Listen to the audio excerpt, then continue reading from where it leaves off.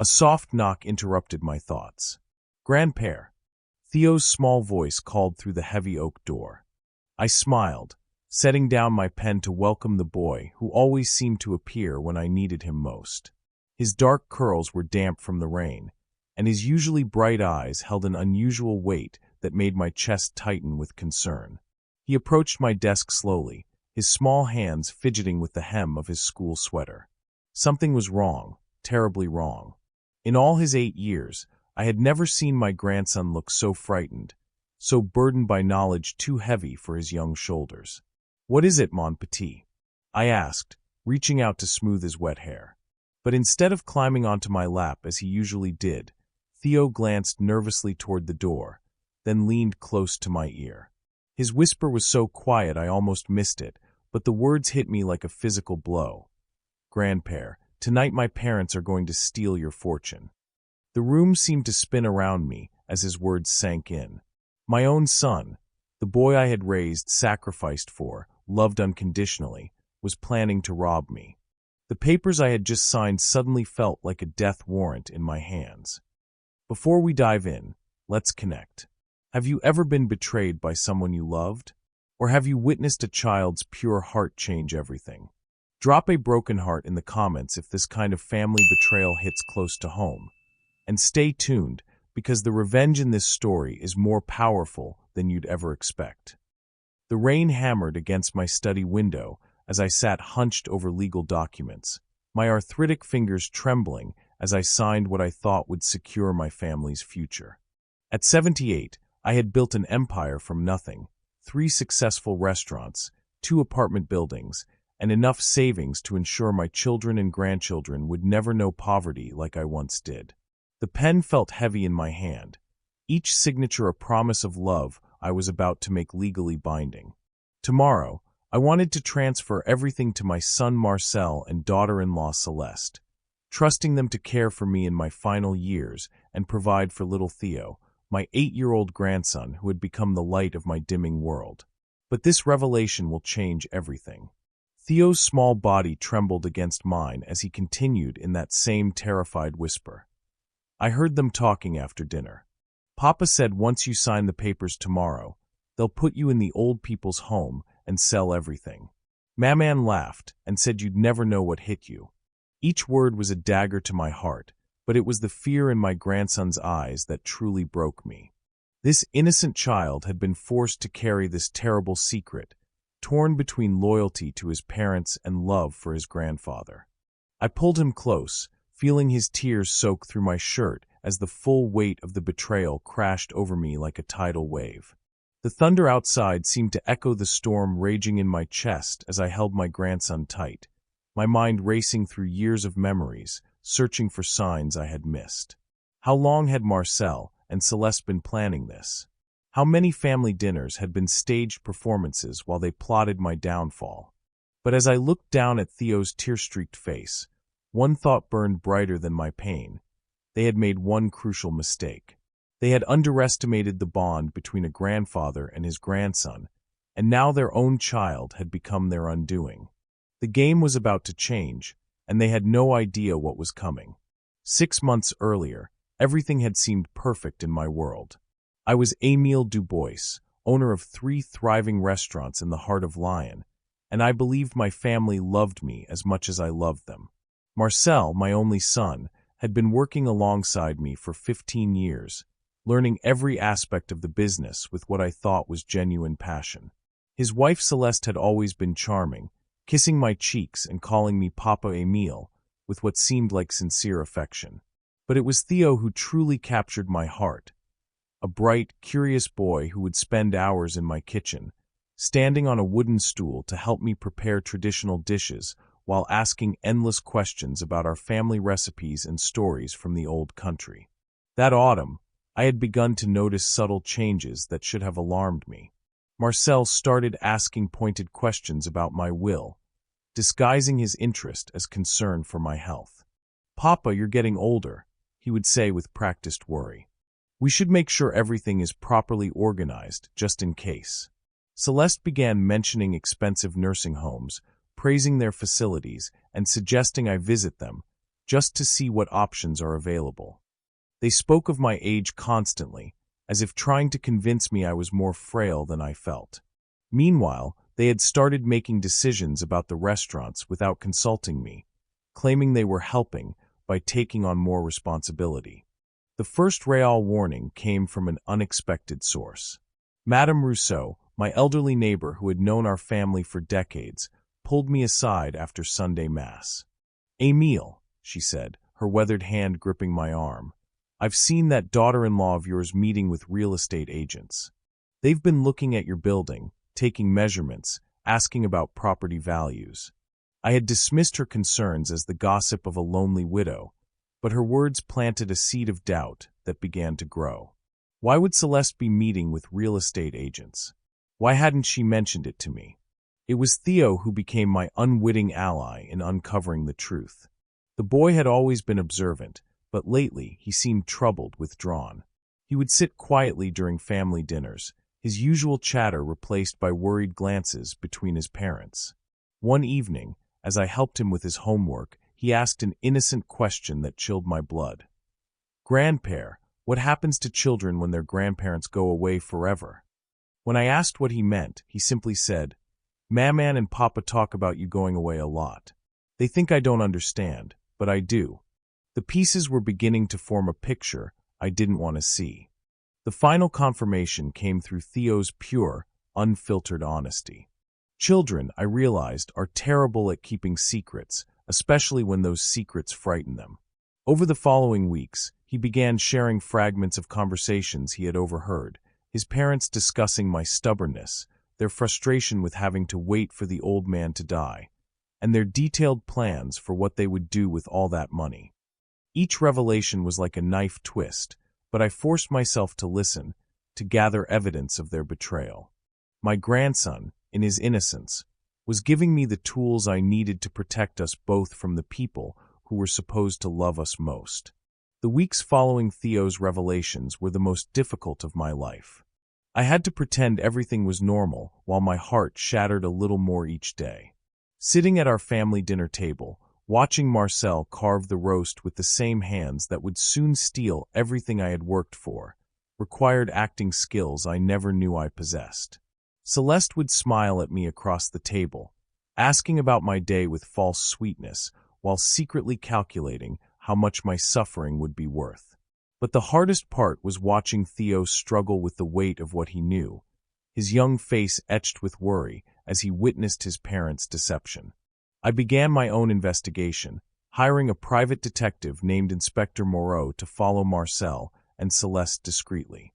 What he discovered exceeded even my worst fears. They had been planning this betrayal for over 2 years, meeting with lawyers, real estate agents, and financial advisors to map out every detail of my destruction. They had already selected the nursing home where they planned to abandon me, a grim facility on the outskirts of the city known for its poor conditions and high mortality rate. The detectives' photos showed them laughing over champagne as they discussed their future wealth, toasting to my eventual demise with a cruelty that took my breath away. The legal documents they wanted me to sign were masterfully crafted traps. Hidden within the complex language were clauses that would give them immediate control over all my assets, while simultaneously declaring me mentally incompetent to make financial decisions. Once signed, I would become a prisoner in my own life, dependent on their mercy for even basic necessities. They had even forged medical documents suggesting I was suffering from early-stage dementia, preparing to use them if I ever tried to fight back. The thoroughness of their betrayal was almost impressive in its evil precision. But they had made one critical error in their perfect plan. They had underestimated both my intelligence and my love for Theo. While they saw me as a doddering old man ready for manipulation, I was still the sharp businessman who had built an empire from nothing. More importantly, they had failed to account for their son's loyalty to his grandfather. Theo had become my secret weapon, innocently reporting their conversations and plans without realizing he was helping me prepare my counterattack. Every piece of information he shared was another nail in their coffin. As I sat in my study that rainy evening, signing what they believed were their victory papers, I smiled for the first time in weeks. The documents I was actually signing were quite different from what Marcel and Celeste expected. Tomorrow's meeting would indeed change everything, but not in the way they had planned. They thought they were about to become wealthy beyond their dreams, but instead they were walking into a trap of their own making. Justice, I had learned, sometimes requires patience, but it always finds a way to prevail. The morning of the planned betrayal dawned gray and cold, matching the ice that had formed around my heart. I dressed carefully in my best suit, the same one I had worn to sign my first restaurant lease 40 years ago, because I wanted to look dignified when I destroyed my son's life. Marcel and Celeste arrived at my lawyer's office with barely contained excitement, their eyes gleaming with greed as they anticipated their windfall. They had even brought Theo, planning to use him as a prop to demonstrate what a loving family they were. But my grandson's presence only strengthened my resolve. I would not let these monsters poison his future with their corruption.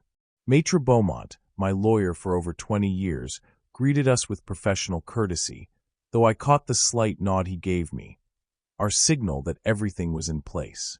Marcel and Celeste settled into their chairs like vultures preparing to feast, while Theo sat quietly beside me, his small hand finding mine under the table. The irony was perfect. They thought they were about to rob me blind, but their own son was my greatest ally in this room. As Maître Beaumont began reading the documents, I watched my son's face, memorizing every expression of anticipated triumph that would soon turn to horror. Before we proceed with the transfer of assets, Maître Beaumont announced, Monsieur Dubois has requested that we review some additional documentation that has come to light. Marcel and Celeste exchanged confused glances as the lawyer produced a thick folder. Inside were photographs, recorded conversations, financial records, and witness statements, a complete dossier of their 2-year conspiracy to defraud me. The color drained from Celeste's face as she recognized herself in the photos, toasting my future demise. Marcel's mouth opened and closed like a fish gasping for air as the full scope of their exposed betrayal became clear. You see, I said, my voice steady despite the rage burning in my chest. I know everything. I know about the nursing home you selected, the forged medical documents, the real estate meetings, even the champagne you drank while celebrating my anticipated death. Theo squeezed my hand tighter as his parents' masks finally slipped away, revealing the ugly truth beneath their loving facades. Celeste began to cry, not from remorse, but from the realization that their perfect crime had crumbled. Marcel tried to speak, to offer explanations or excuses, but I held up my hand to silence him. I trusted you with my life, my legacy, my love. You repaid that trust by planning to steal everything and abandon me to die alone. The real documents I signed that day told a very different story than the ones they had expected. My entire fortune, every restaurant, every property, every investment, was being placed in an irrevocable trust for Theo, managed by independent trustees until he reached adulthood. Marcel and Celeste would receive nothing, not even the modest inheritance I had originally planned to leave them. But the cruelest twist was yet to come. I was also signing papers to legally adopt Theo as my son, removing him from their custody and ensuring he would grow up surrounded by love instead of greed. As security guards entered to escort my former family from the building, I looked down at my grandson, now my son, and saw hope shining in his eyes for the first time in months. The aftermath of that morning's revelations spread through our family like wildfire. Marcel and Celeste found themselves not only disinherited, but facing criminal charges for fraud, conspiracy, and elder abuse. The evidence I had gathered was overwhelming, and the prosecutor assured me that they would face significant prison time. But beyond the legal consequences, they had lost something far more valuable: their son. Theo's adoption was expedited due to the circumstances, and within weeks, he was legally my child, safe from their toxic influence forever. Watching him smile freely for the first time in months was worth more than all the money they had tried to steal. The community's reaction was swift and merciless. News of their betrayal spread through Lyon's tight-knit business community, destroying any hope Marcel might have had of starting over. Former friends and colleagues turned their backs on the couple who had plotted against a beloved patriarch. Celeste's social circle evaporated overnight, and Marcel found himself unemployable in the restaurant industry he had hoped to inherit. They had gambled everything on their cruel scheme and lost not just their target's fortune, but their reputation, their freedom, and their child. Justice, it seemed, had a sense of poetic balance. Meanwhile, Theo flourished under my care in ways that broke my heart for all the love he had been denied. We spent our days cooking together in the restaurant kitchens, where he learned not just recipes, but the values of hard work, honesty, and treating people with dignity. The staff, who had watched him grow up, embraced him as their own, creating a family bound not by blood, but by genuine affection. His nightmares about his parents' plans gradually faded, replaced by dreams of the future we were building together. He began to laugh again, to ask questions without fear, to trust that the adults in his life would protect rather than exploit him. The restaurants themselves seemed to come alive with renewed purpose. Word of our story spread, and customers came not just for the food, but to support a grandfather who had chosen love over bitterness. Business boomed as people rallied around our tale of justice and redemption.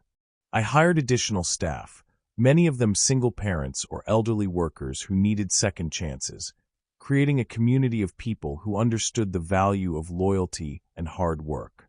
The money Marcel and Celeste had coveted was growing larger than ever, but now it served a purpose they could never have understood, building a legacy of love rather than greed. But the most profound change was in my own heart. The betrayal had nearly destroyed me, but Theo's courage in speaking the truth had saved us both. Every morning when I watched him get ready for school, every evening when we worked on homework together, every weekend when we explored the city or visited museums, I felt a joy I had never experienced even with my own son. This child, born of my blood but raised by my choice, had given me a second chance at fatherhood. And this time, I was determined to get it right. 6 months after the adoption, Theo and I had settled into a rhythm that felt like the family life I had always dreamed of but never quite achieved. Our mornings began with breakfast in the kitchen of our main restaurant, where Theo would help me taste test new recipes while the staff prepared for the day. He had developed an impressive palate for such a young boy, offering suggestions that often improved our dishes. The other employees adored him, and he had become our unofficial mascot, greeting regular customers by name and charming newcomers with his enthusiasm for our family recipes. Watching him thrive in this environment filled me with a pride that no business success had ever matched. The legal proceedings against Marcel and Celeste had concluded, with both receiving substantial prison sentences. Marcel was sentenced to 5 years for fraud and conspiracy, while Celeste received 3 years for her role in the scheme. They had tried to claim they were acting out of concern for my mental health, but the evidence of their greed was too overwhelming to ignore. The judge had been particularly harsh in his sentencing, noting that their betrayal of family trust represented a special kind of cruelty. I felt no satisfaction in their punishment, only relief that Theo would be protected from their influence during his most formative years. Theo rarely spoke of his biological parents, and when he did, it was with the matter-of-fact acceptance that children possess when processing difficult truths.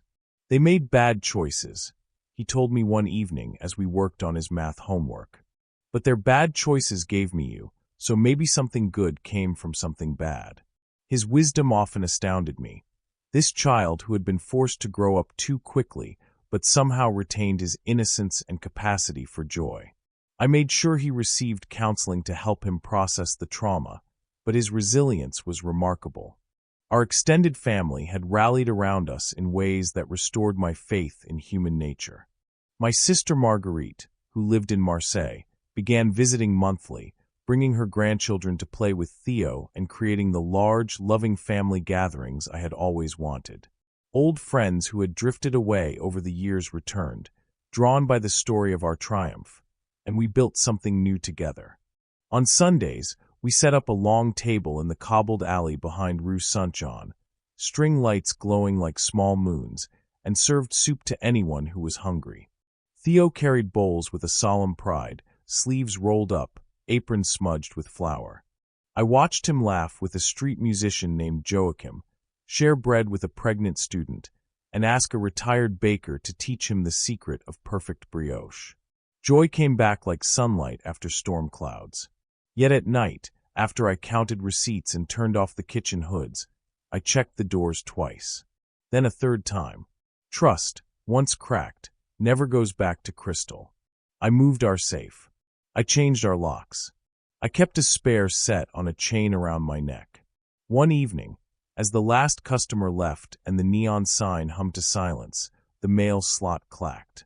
A single gray envelope slid under the door and lay on the floor like a heavy stone.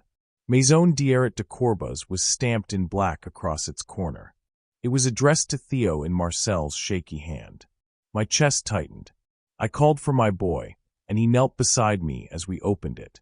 Inside was a letter with smudged words, tear-blotched, begging. Marcel wrote that men would come to collect a debt. He wrote that he was sorry. He asked for money. He asked to see his son. Theo's small fingers shook as he held the paper. "Grandpère," he whispered, eyes wide, voice inside a storm. "Can we help Papa? Because if we don't, they said they will hurt you." 2 days later we drove through a pale morning to the gray walls of Corbas. The road was straight, but my hands gripped the wheel hard enough to cramp. Theo sat beside me, clutching a small drawing he had made of a soccer ball and our restaurant, his offering. The prison was all angles and fences, wind pushing dust along the yard. Inside, we waited under fluorescent lights that buzzed like tired bees. When Marcel appeared behind the glass, I saw the boy I once carried on my shoulders and the man who had tried to break me. His face was thinner. His eyes had shadows, the kind earned at 3 in the morning when regret has no mercy. He picked up the phone and stared at me, then at our boy. "Theo," he breathed, and the word cracked. Theo pressed his hand to the glass. Marcel tried to smile, but it broke midway. "I did a terrible thing," he said, voice low.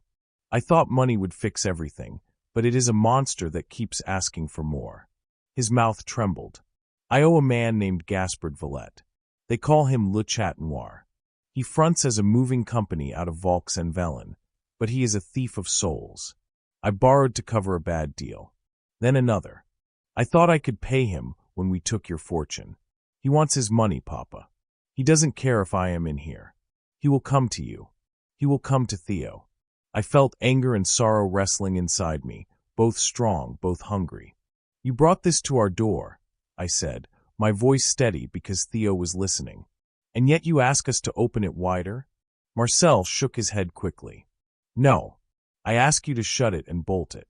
But I needed you to know. He will send people to scare you. He already has friends in kitchens and bars. Do not trust anyone new. Tell the police. Tell Inspector Moreau. Tell him Gaspard keeps a black ledger in a false bottom in his office desk." He glanced around, fear sparking in his eyes. "Please keep my son safe. Even from me."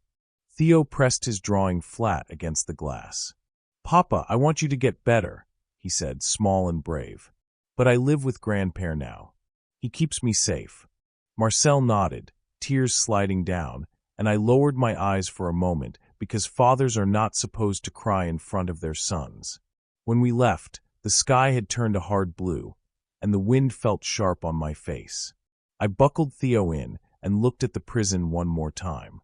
A tall man in a black coat stood smoking by the fence and watched us leave. He flicked his cigarette to the ground without blinking. We returned to Rue Saint-Jean at dusk. The door to my office was half closed. My heart sank before I even pushed it open. The safe was untouched, but on the desk, someone had left a single kitchen knife stabbed into a cutting board. A folded napkin lay beside it with block letters written in oil marker. "La dette passe par le sang." Debt passes through blood. Under the note sat Theo's school photo, cut neatly down the middle. I heard my grandson's footsteps behind me, and I stepped sideways to block his view. For the first time since this began, I felt true cold creep into my bones. I called Inspector Moreau that night. He arrived before the coffee finished dripping, trench coat still damp from the rain. He studied the note without touching it, the way a pianist looks at a silent keyboard and hears the music anyway. Gaspard Villette, he said quietly. I know him. I have been trying to pin him for years.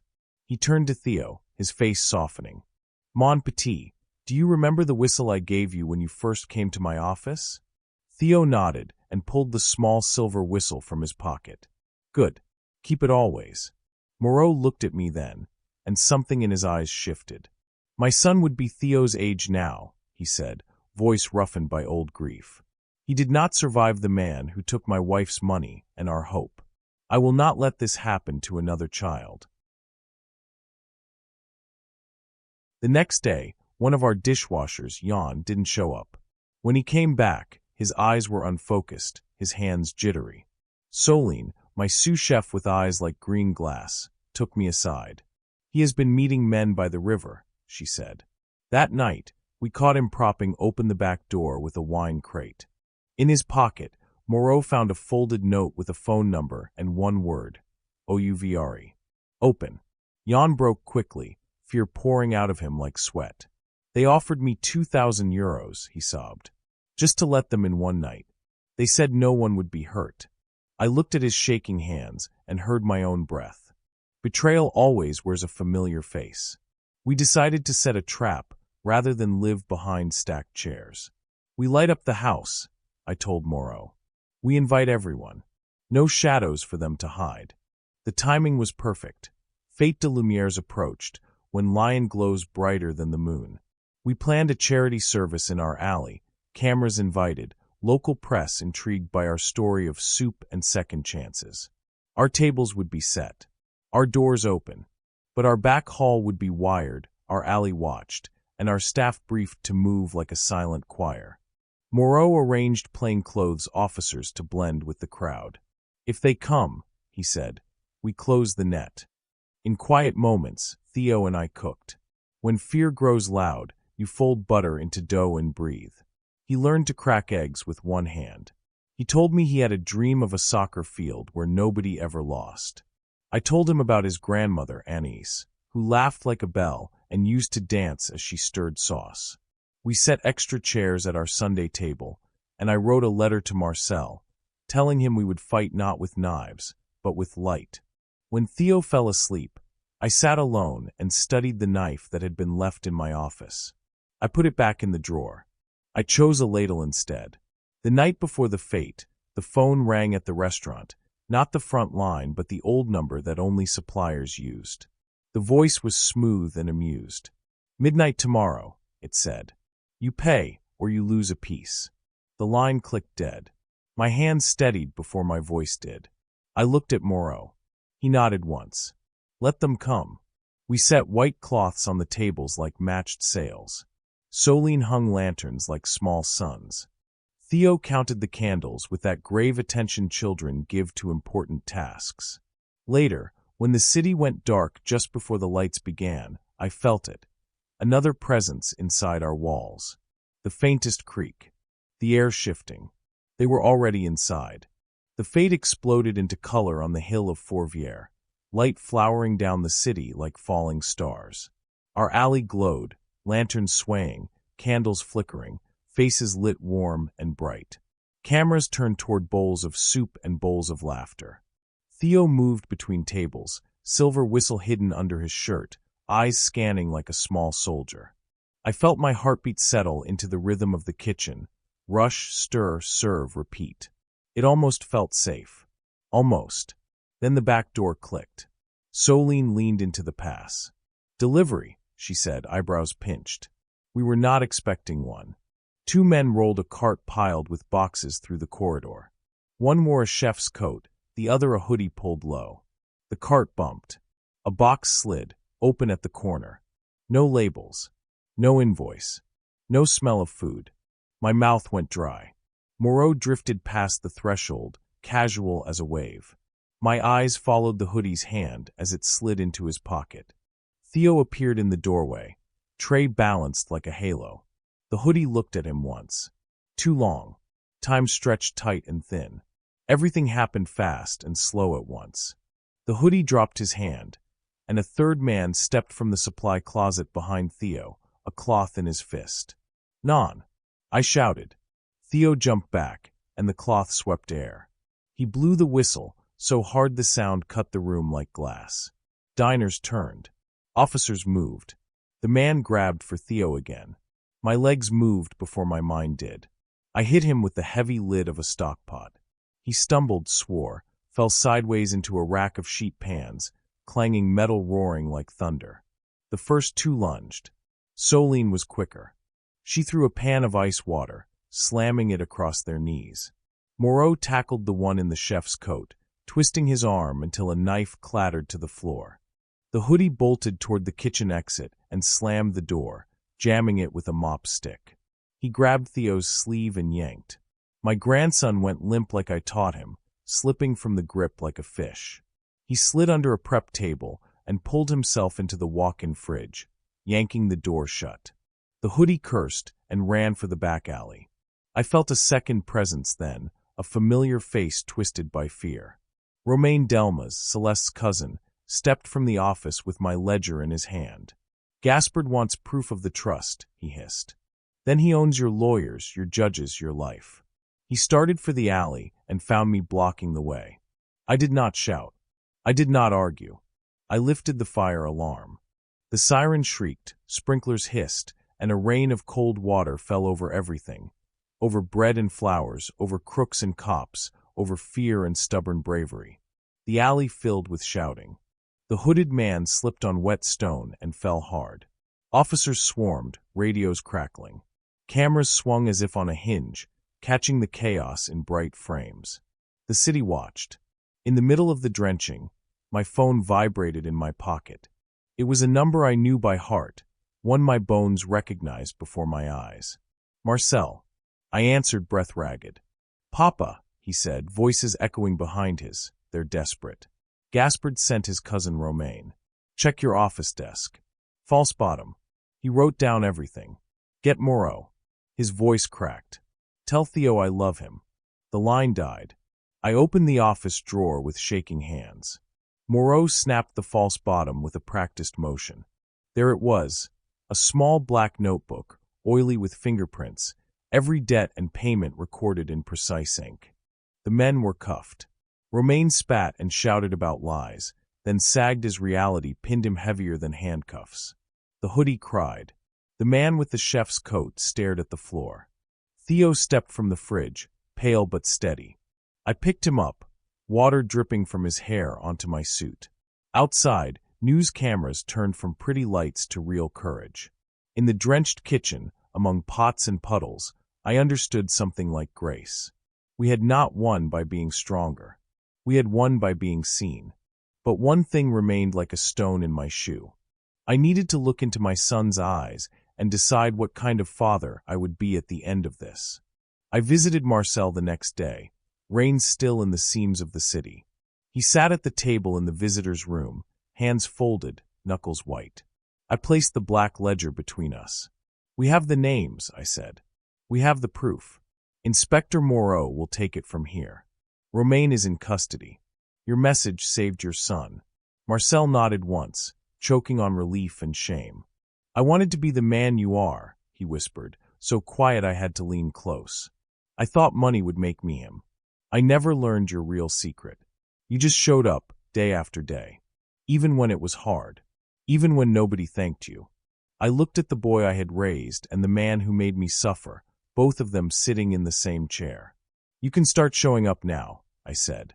"Not for me. For your own soul." He exhaled like someone opening a window in a stale room. "I'll testify," he said. "Against Gaspard. Against Romain. Against anyone. I'll tell the truth about what we did. I'm tired of hiding." He pressed his palm flat on the table and swallowed. "Will you bring Theo again someday?" "Not now. Later. When I deserve it." I closed my hand over his. "When you earn it," I said. "Yes." The next weeks moved like a determined river. Moreau used the ledger to unwind the web Gaspard had spun. Raids. Arrests. Courtrooms where judges said yes and no, where truth stood up and spoke in clear voices. Jugla Foret, stern and steady, called our case a map of how greed eats families. Romain received years he couldn't count on one hand. Gaspard got more. The men who broke into my restaurant pleaded guilty on camera, shame turning their voices small. Marcel's sworn testimony cut the last thread. When the news announced Gaspard's sentence, our staff clapped in the kitchen, and Soline cried into a colander. On the first warm day of spring, we opened a small room above the restaurant and called it La Maison Theo. It was a bright space with books, puzzles, and 3 computers.